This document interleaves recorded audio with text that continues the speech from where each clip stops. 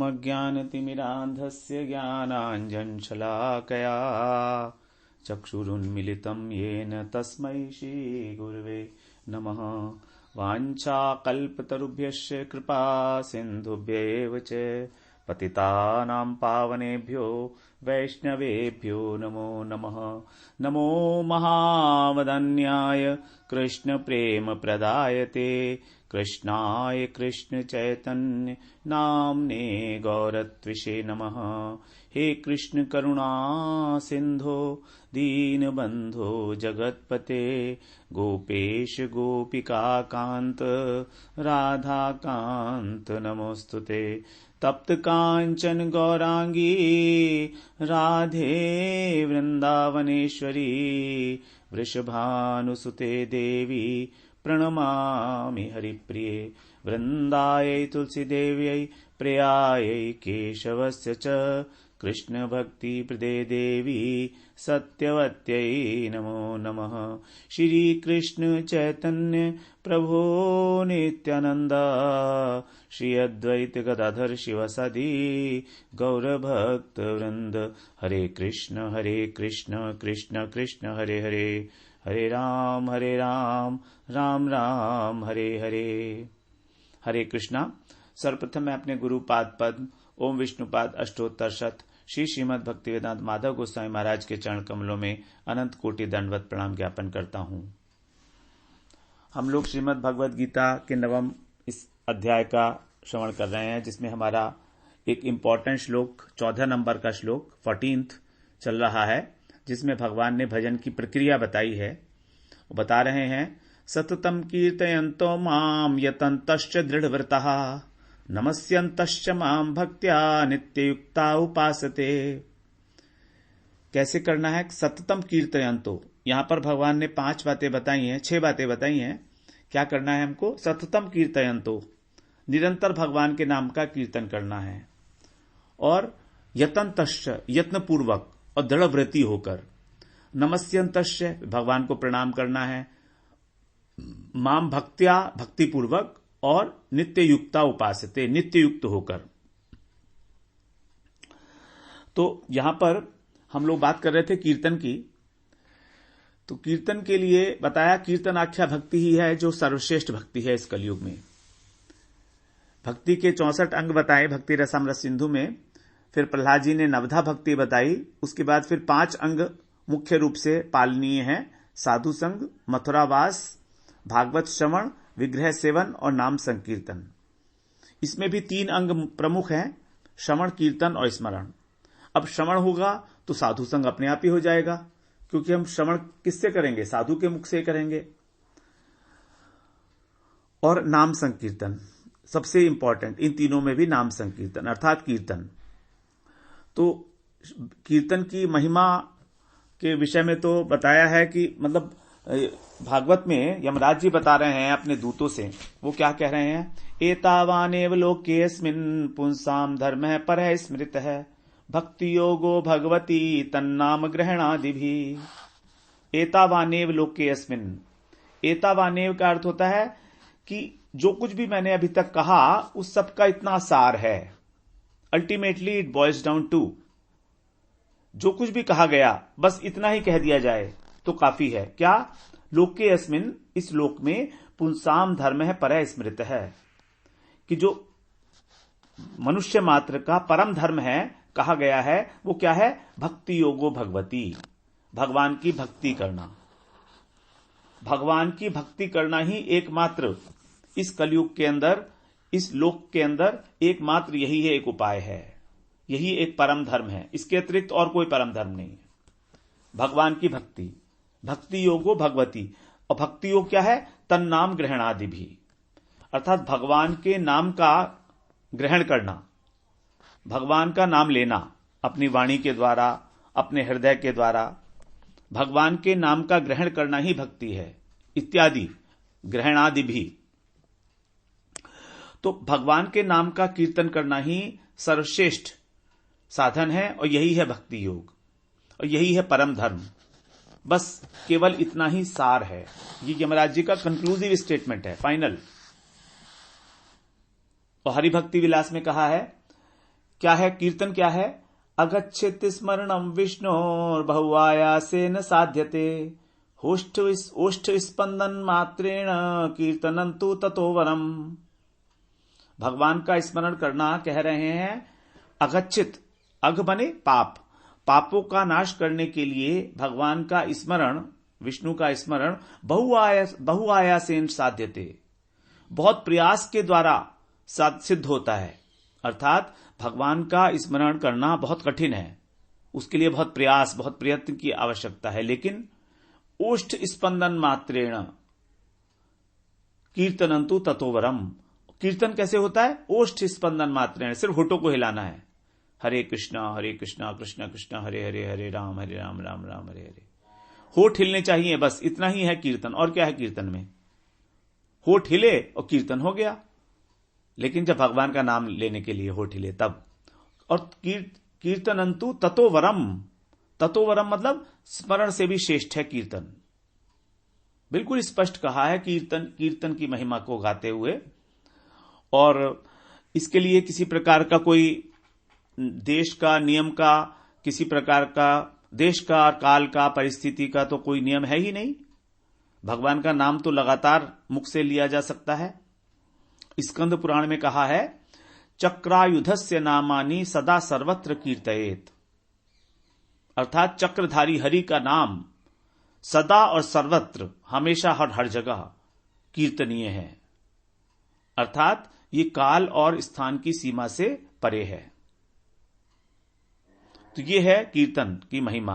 और कीर्तन के विषय में हम लोग बात कर ही आए थे, 3 प्रकार का कीर्तन होता है। स्तुति करना, पदावली का कीर्तन करना, दूसरा कथा, हरि की कथा करना, भगवान कथा करना, और भगवान के नाम का कीर्तन। और ये भगवान के नाम का कीर्तन 2 प्रकार से हो सकता है, जप के रूप में और वाद्य यंत्रों के साथ। तो जब हम वाद्य यंत्रों के साथ करते हैं तो वो संकीर्तन हो जाता है, क्योंकि उसमें एक बहुत सारे भक्त मिलकर एक साथ कीर्तन करते हैं भगवान का नाम का। और जप के रूप में फिर 3 प्रकार से होता है, मानसिक, उपांशु और वाचिक। जब हम हरे कृष्णा मंत्र का जाप करते हैं तो या तो हम कर सकते हैं मानसिक, मन में, या उपांशु में होठ हिलते हैं हमारे, और जो ध्वनि है वो सिर्फ हम ही को सुनाई देगी। और वाचिक में जोड़ की, उच्च स्वर से। तो उच्च स्वर से कीर्तन करना ही, उच्च स्वर से नाम जप करना ही जो है वो रिकमेंड किया गया है, क्योंकि वो अन्य जप से 100 गुना अधिक है। ये नारदीय पुराण में कहा है, जपतो हरि नामानि स्थाने शतगुणाधिकः आत्मानंच पुनाति उच्चैर जपन श्रोतन पुनाति च। वो कह रहे हैं कि जो वाचिक उच्चारण है, मंत्र का जाप है उच्च स्वर में, वो मानसिक जप से भी 100 गुना श्रेष्ठ है। इसका कारण भी ये बताया है कि जो मानसिक जप है वो तो अपना ही कल्याण करेगा, केवल अपना। लेकिन जो उच्च स्वर से कीर्तन किया जा रहा है वो आसपास जितने भी जीव जंतु हैं, पशु पक्षी हैं, जो भी उसको सुनता है उन सबको पवित्र करने वाला हो जाता है। जपन, जपने वाले का, श्रोतिन का मतलब सुनने वाले का, पुनातिचय, उनको भी पवित्र करता है। तो नाम जप की महिमा जो है उच्च स्वर में इसीलिए बताई गई है।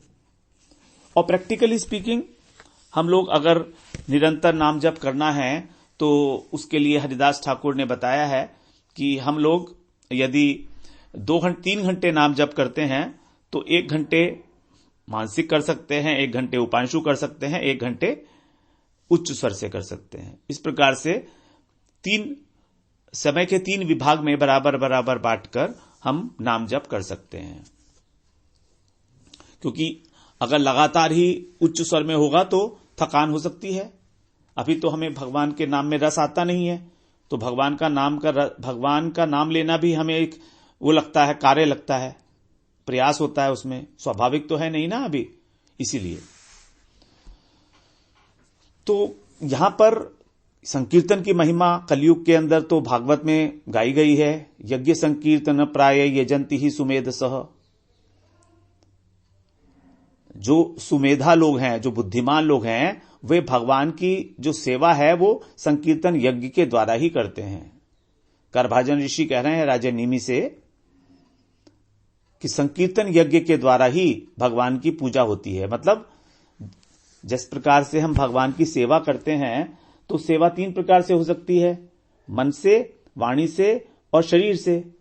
तो वाणी से भगवान का नाम लेना, हरि कथा करना, नाम जप करना, यह भी भगवान की ही सेवा है। सेवा का मतलब यह नहीं है कि केवल शरीर से ही सेवा कर सकते हैं, वाणी से भी सेवा कर सकते हैं। तो वपु सेवा, वाणी सेवा, मन से सेवा, मानसिक सेवा हो गई। तो ये 3 प्रकार की सेवाएं हैं। लेकिन कलयुग के अंदर यही एकमात्र उपाय बताया गया है, क्योंकि ये कलयुग का युग धर्म भी है। प्रत्येक युग का एक धर्म होता है, प्रत्येक युग का। जैसे 4 युग है ना, तो सतयुग, त्रेता युग, द्वापर युग और कलयुग, इन सब के अलग अलग धर्म हैं। तो यदि उस पर्टिकुलर युग में उस पर्टिकुलर धर्म का पालन किया जाएगा तो ईश्वर प्राप्ति सहज है। सुखदेव जी ने बताया राजा परीक्षित को, कृते यत धायतो विष्णुम त्रेतायाम यजतो मखई द्वापरे परिचर्यायाम कलौ तद हरि कीर्तनात्। 12वें स्कंध के 3 अध्याय के 52वें श्लोक में कृते यत ध्यायतो विष्णु, कृते का मतलब है कृतयुग, कृत का मतलब है सत्ययुग।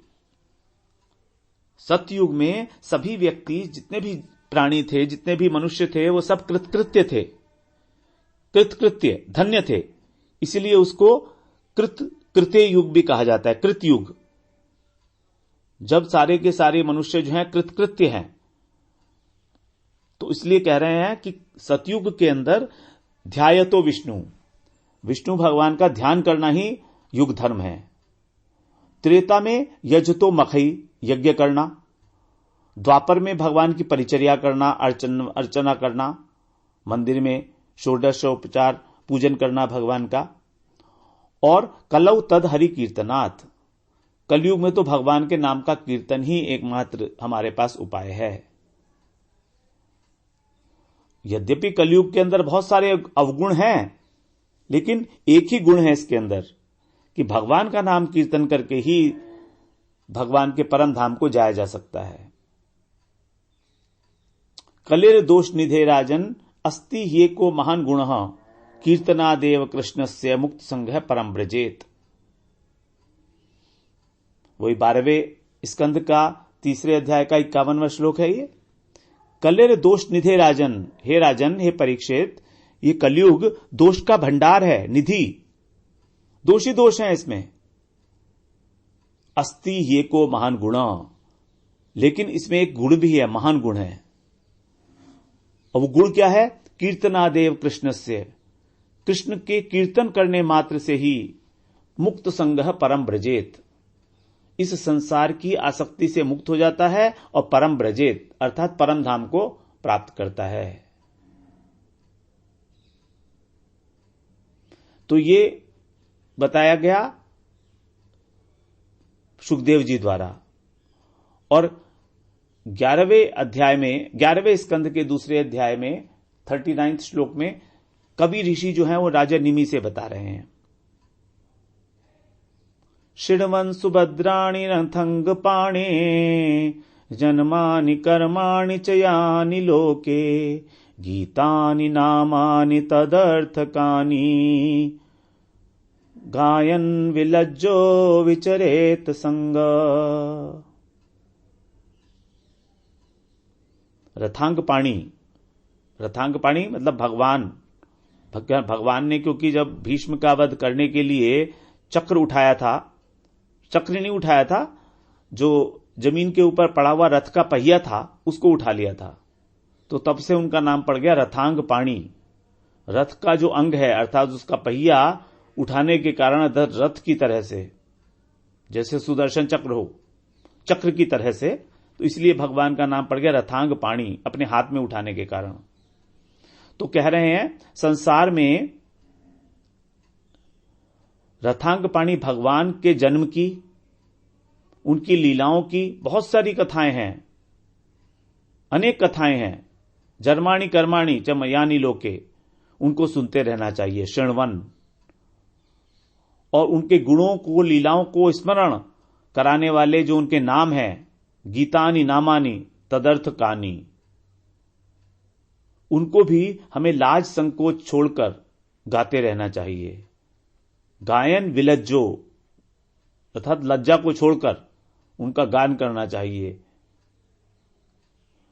तो विचरेत संगह, इस प्रकार किसी भी वस्तु, व्यक्ति और स्थान में आसक्त न होकर विचरण करे।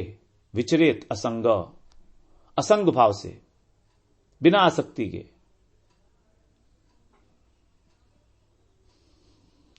तो इस प्रकार से बताया कि जो कलयुग था, वो सतयुग, उसके अंदर ध्यान था साधन।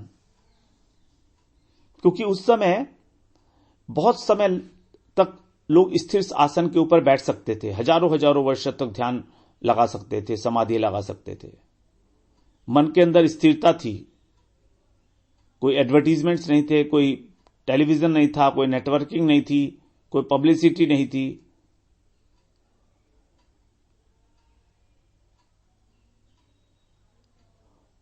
उसके बाद त्रेता के अंदर बता रहे हैं कि यज्ञ के लिए हवन सामग्री होनी चाहिए। अब हवन सामग्री त्रेता युग के अंदर शुद्ध होती थी, लेकिन अब तो है नहीं वो।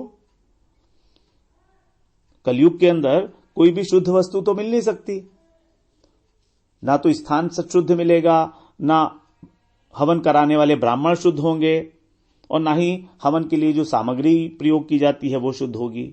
तो शुद्धता रही ही नहीं है। उसी प्रकार से द्वापर के अंदर अर्चन करने में विधि थी, तो अर्चन में भी काल और उसका पात्र का विचार है। प्रत्येक व्यक्ति अर्चन नहीं कर सकता भगवान का, क्योंकि शरीर से होती है ना अर्चना। लेकिन कलयुग के अंदर और कोई शुद्धि तो नहीं है, मगर भगवान का नाम आराम से लिया जा सकता है, केवल जीभ हिलाकर। केवल होठों से ही भगवान का नाम बिना किसी योग्यता के लिया जा सकता है। होष्ठ स्पंदन मात्रेण कीर्तनंतु ततोवरम।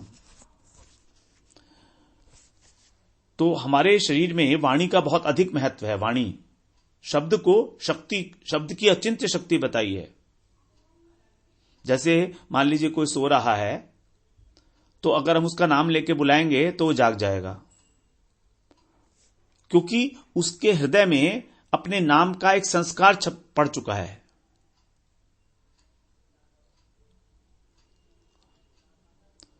उसी प्रकार से भगवान भी हमारे हृदय में रहते हैं।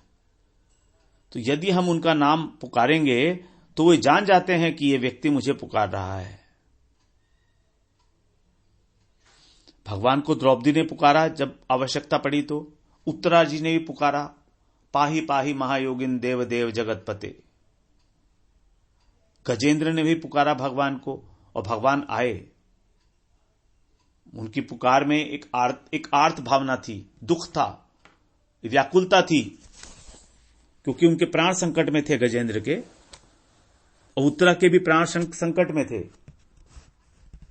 क्योंकि अश्वत्थामा ने जब परीक्षित जी को मारने के लिए ब्रह्मास्त्र छोड़ दिया था, उस समय उत्तरा जी ने भगवान को पुकारा था। तो इस प्रकार से भगवान के नाम की, भगवान के कीर्तन की, भगवान को पुकारने की, उनको संबोधन करने की लिए किसी भी प्रकार का कोई प्रतिबंध नहीं है, काल और स्थान का कोई बाधा नहीं है, हमेशा लिया जा सकता है। यही है महिमा इस कलयुग में विशेषकर।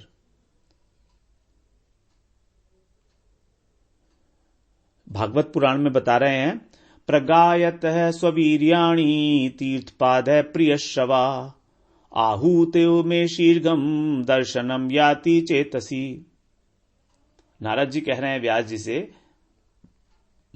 कि जब मैं भगवान की लीलाओं का गान करता हूं अच्छी प्रकार से, प्रगायतः अच्छी प्रकार से, तो जिनके चरण कमल सभी तीर्थों के उद्गम स्थल हैं, तीर्थपाद, भगवान को बोला तीर्थपाद, तो जब वे आवाहन किए वे क्या करते हैं, अगर किसी व्यक्ति को बुलाया जाए तो उसकी भांति तुरंत मेरे हृदय में प्रकट हो जाते हैं।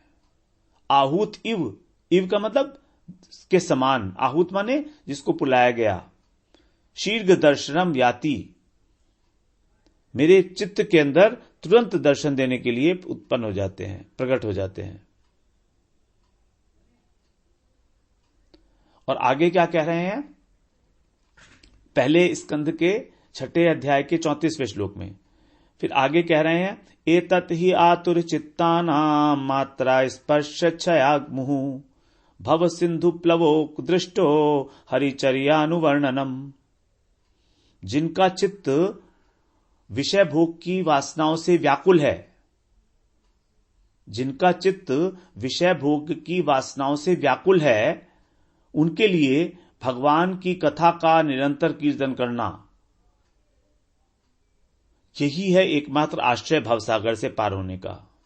भव सिंधु प्लवो दृष्टो हरिचर्यानुवर्णनम, सब प्रकार से मेरा यही अनुभव है। इसमें कोई प्रमाण की आवश्यकता नहीं है, नारद जी कह रहे हैं ये बात। तो यही है सततम कीर्तयन्तो माम। चैतन्य महाप्रभु ने तो बताया ही है किसकी क्या योग्यता है। कीर्तनीय सदा हरि तृणादपि सुनिचेन तरोरपि सजुनाय मानिना मानदेन कीर्तनीय सदा हरि। भगवान का नाम और भगवान दोनों अभिन्न है। भगवान का नाम और भगवान, नाम और नामी दोनों अभिन्न है। इसीलिए हमेशा सभी शास्त्रों के अंदर भगवान के नाम का कीर्तन करने के लिए प्रार्थना की गई है।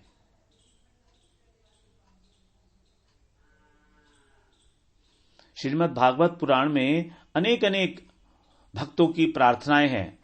वो सभी जो हैं इसीलिए यही प्रार्थना कर रहे हैं कि मेरा किसी प्रकार से श्री कृष्ण के चरणों में अनुराग हो, उनके नाम में मेरी रुचि हो।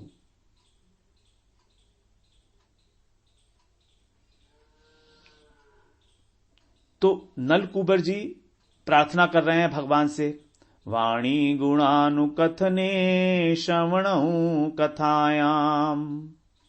नारद जी ने जब शाप दे दिया था नलकूबर को, जो कुबेर के पुत्र थे, तो जब उनका यमलार्जुन बन गए थे वृक्ष वो ब्रज के अंदर, तो जब भगवान ने उनका उखल के द्वारा उनका उद्धार किया, जब उन्होंने उनके बीच में से उखल निकाला तो वो वृक्ष उखड़ गए, और वृक्ष उखड़ने पर उसके अंदर जो जीव था वो थे नलकूबर, इनको शाप मिला था। तो वो भगवान की स्तुति करते हुए कह रहे हैं, वाणी गुणानुकथने श्रवणों कथायाम, हमारी वाणी हमेशा आपके गुणों का कीर्तन करती रहे। फिर जो वृत्तासुर थे वो भी कह रहे हैं, मन है स्मरेता सुपते गुणास्ते गृहीत वा कर्म करो तुकाय।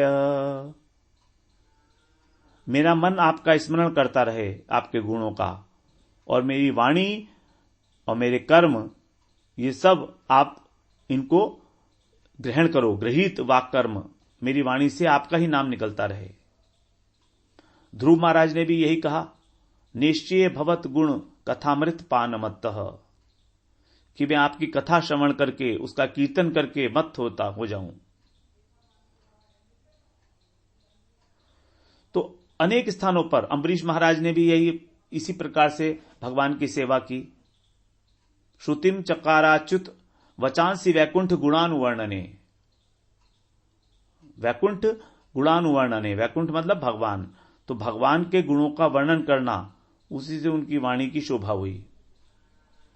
फिर देवहूति जी भी आगे कह रही हैं, अहो बत सुपचो अतो गरियान यज्ञे व्याग्रे वर्तते नाम तुभ्यम ते पुस्तपस्ते जुहवो ससनुरार्या ब्रह्मानुचुर नाम गृणन्ति एते। तीसरे स्कंद के 33वें अध्याय में और 7वां श्लोक है। जो कपिल भगवान की माता हैं वो कह रहे हैं, अहो बत स्वपचो तो गरियान, चाहे कोई चंडाल ही क्यों न हो, कितना बड़ा आश्चर्य है कि यदि उसकी जिह्वा के अग्रभाग पर आपका नाम आता है, केवल अग्रभाग पर, पूरा नाम आया भी नहीं, भी आधा अधूरा आया है, तो भी उस व्यक्ति का जो है, उसने मानो सारे के सारे तपस्या कर ली, सारे यज्ञ कर लिए, सारे तीर्थों में स्नान कर लिया, सारे वेदों का पाठ कर लिया, उसके बराबर है उसके भगवान का नाम लेना। यत जिह्वाग्रे वर्तते नाम तुभ्यम, जिसकी जीवा के अग्रभाग पर आपका नाम निरंतर रहता है, उसके लिए भगवान, उसके लिए कह रही हैं देवहूति जी। फिर हम आगे अब श्रवण करते हैं यतन्तश्च। यत्न का क्या अर्थ है? ये कीर्तन हमें जो करना है यत्न पूर्वक, अर्थात सावधानी पूर्वक करना है, सावधानी रखनी है। जैसे एक गृहस्थ पुरुष अपने परिवार की जीविका अर्जन करने के लिए सारे दिन प्रयत्न करता है धन प्राप्ति के लिए, उसी प्रकार से भगवान के भक्त साधु संग में यत्न पूर्वक कीर्तन करते हैं, अभ्यास करते हैं, सावधानी पूर्वक करते हैं। तो चाहे जगत हो चाहे परमार्थ हो, अभ्यास के बिना हमारी बुद्धि में बात जमती नहीं है कहीं भी। जब तक हमें उस चीज का अभ्यास नहीं होगा, हम उसके महत्व को एप्रिशिएट नहीं कर सकते, क्योंकि हमारे को अनुभव नहीं होगा उसका।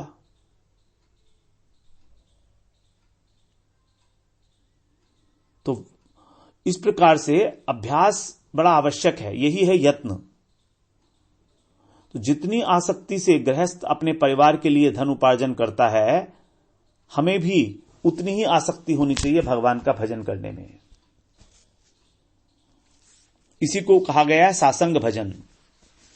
दो प्रकार का भजन बताए थे हम लोग पहले, सासंग और अनासंग। अनासंग मतलब अनासक्त भाव से भजन कर रहे हैं भगवान का, कोई आसक्ति नहीं है भगवान में, कोई रुचि नहीं है, कोई प्रेम नहीं है, कोई अपनापन नहीं है उनसे।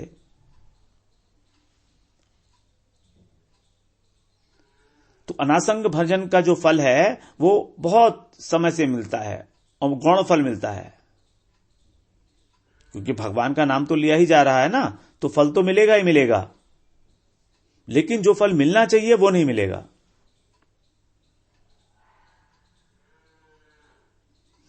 तो जब हम अपनी वाणी से भगवान का कीर्तन करते हैं, कानों से श्रवण करते हैं, शरीर से उनकी सेवा करते हैं, तो ये सभी हमारे यत्न हैं, और इससे धीरे धीरे भगवदीय वस्तुओं में हमारी आसक्ति बढ़ती चली जाती है।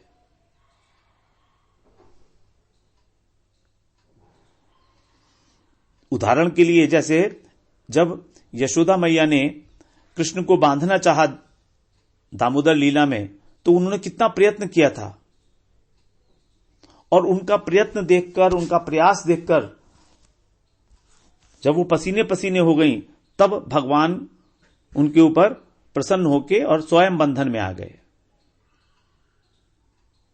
तो सच्चाई तो यही है कि भगवान वास्तव में हमारा प्रयास, हमारी निष्ठा, हमारी लगन देखते हैं, और जब हम थक जाते हैं तभी उनकी कृपा होती है।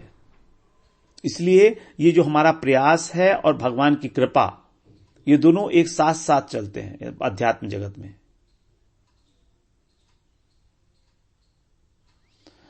तो अपने मन से, वाणी से और शरीर से जो भगवान की सेवा में लगे रहते हैं लगन पूर्वक,